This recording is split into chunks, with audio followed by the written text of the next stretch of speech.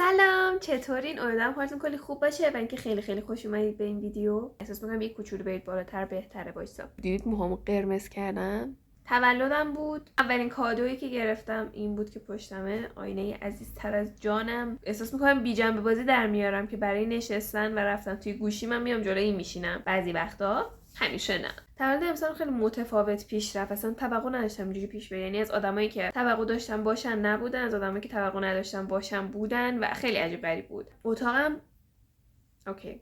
من فکر میکنم 1000 بار از این ویدیوها گرفتم ولی نذاشتن که اتاقم ترکیده. یهو خیلی دلم خواستش که بیام ویدیو بگیرم، اینجا رو جمع کنیم. احتمالاً مشخص باشه که کلی پف دارم.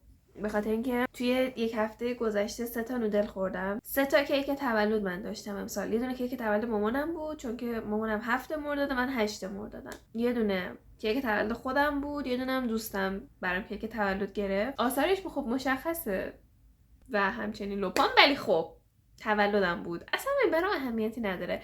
هرچند که تا 12 من به این کارم ادامه دادم ولی میخوام از فردا دیگه میدونی این کارهای زشتم رو کنار بذارم. حداقل چند روز پیش داشتم ویدیوی یه یوتیوبری رو میدیدم و به این قضیه فکر کردم که من توی ادیت خیلی اون قسمتایی که خودمم رو میبرم و اینجوری هم که خیلی سعی میکنم ویدیو رو کوتاه کنم. تصمیم گرفتم که از این به بعد دیگه این کار نکنم و اگه جایی میبینم خودمم بذارم. چون حتی اینجوری هم من تا باید جلوی نشسته بودم و اینجوری بودم که سلام.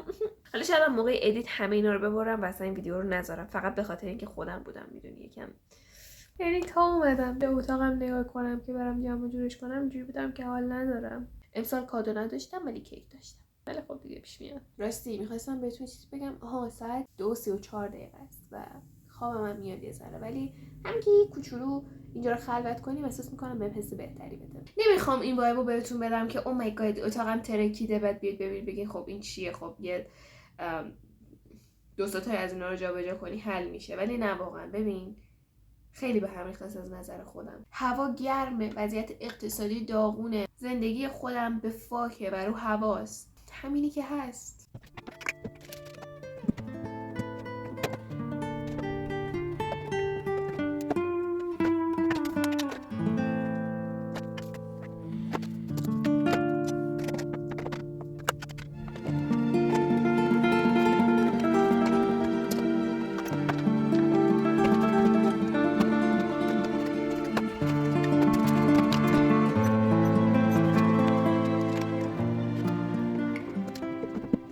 اینو میبینی اینجوری سرش پاره شده. رنگ مومو من از یه جایی میگیرم که اون برند رنگ مو رو من جای دیگه فعلا نتونستم پیدا کنم. حتی یه بار رفتم رنگ موی مارال و همین شماره ها رو گرفتم و موها مثلا بنفش شده بود. رفتم و گفتم کانسیلرم میخوام. من کانسیلرم فلورمار بود ولی مطمئنا الان 600 700 تومن شده و نخواستم که اونو بگیرم و گفت بیا اینو ببر. آلردی داشتم یه دونه و اینا تفاوت رنگ دارن توی پکیجینگ. من پشمام ریخت و اینجوری بودم که اوکی، یعنی واقعا آرت اسکین فیک و اصل داره. صادقانه بخوام بگم راضی نبودم من از آرت اسکین. من نمیدونم چی شد دوباره گرفتم. اینو زد رو دست من تست کرد بعد من گفتم که اوکی بده همینو. انداخت تو جعبه، تو همین جعبه‌ای که از اول اینجوری بود. بعد داد به من. گفتم نه یه دونه نوشه من بده. گفت اصلا من تستر ندارم. اگه تستر میدادم که الان فقیر شده بودم. تو اگه یه دونه محصولاتو تستر بذاری که فقیر نمیشی. چون صرفا رنگ مومو میتونم ازش بگیرم هیچی بهش نگفتم. من خودم با چشمای خودم دیدم که اصلا فرقی نداره که تو چه محله‌ای، چه لوازم آرایشی فروشی بخوای لوازم آرایش بخری. ریمل باز شد جلوی چشم من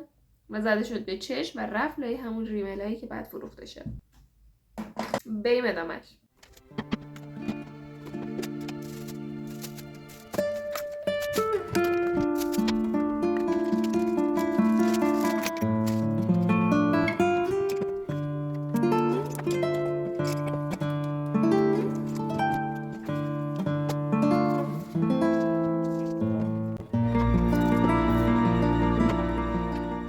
میزم الان جای دست داره، دستم روش جا میشه. پیشرفت بزرگیه. یه سری چیزا رو گذاشتم رو تخت، این پایین تختم بعد جابجاشون کنم، مثل شارژر لپتاپ که ببر تو برق و وصل شه بهش و از این حرفا. اینو من بهتون نگفتم. من اولین باری که از این نودلا خریدم تصمیم گرفتم که ایناشونو جمع کنم. نمیدونم برمیگرده به چند سال پیش. بعد چون اون موقع این حرفو زدم الانم همچنان دارم جمع میکنم. اگه یه روزی خواستین منو خوشحال کنین و اگه منو دیدین و اگه خواستید برام کادو بخرید و اگه مثلا دوستم داشتید میتونید برام از این نودلا بگیرید. اصلا برام اینا رو درست کنم برگردم.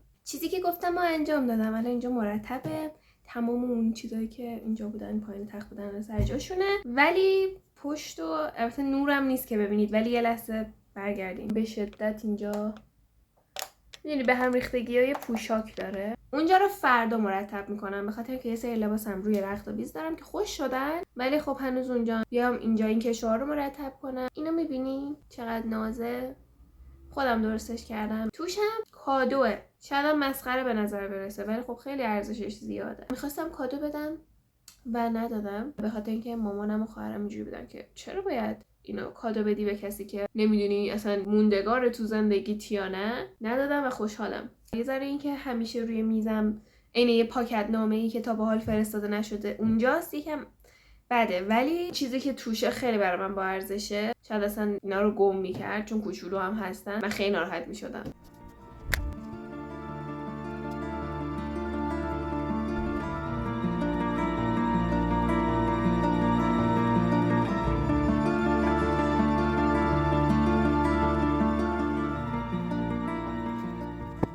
من اصلا آدمی نیستم که با برنامه بتونم زندگیمو پیش ببرم و نمیتونم از قبل بنویسمش انجامش بدم. اینجوری هم که همه چی تو همون زمان خودش پیش میاد پیش میره. بعضی وقتا این نوشتنه حال میده. یه مدت طولانی از سر اینکه بتونم فرار کنم از یه فضایی مینوشتم و خیلی اون تاثیر میذاشت و بعدن هم شد برام یه خاطره. خیلی وقت ننوشته بودم یا مثلا کم نوشته بودم. سعی میکنم هر چند وقت یه بار حداقل شده 2 خطم بنویسم که بدونم از یه تاریخی من یه چیزی دارم، برای اینکه فقط بدونم که چجوری پیش رفته. جوشای اینجام خیلی رو مخمن، یعنی با هیچ کدوم از اینا کاری ندارم. این دوتا هم خیلی بزرگ شدن مخصوصا این و درد میکنه و هی هم اینجوری هم که میخوام بهش دست بزنم. من اینجا 2 تا چیز دارم برای این قضیه.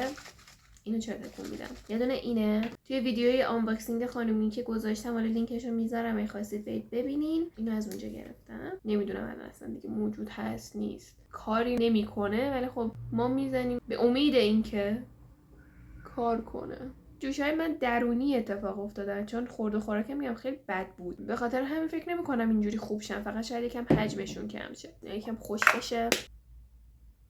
قبل از اینکه کامل خوشه میرم سراغ این کرمه. اینو من جولفا فکر میکنم 30,000 تومان خریدم، شاید حتی ارزون تر، یادم نیست. واقعا میدونم که خیلی وقتا جواب داده. اینم از این. من میرم و شما رو باز میبینم. باشم این پنکه رو بیارم این ور رینگ لایتمو بزنم سر جاش. اینم از این.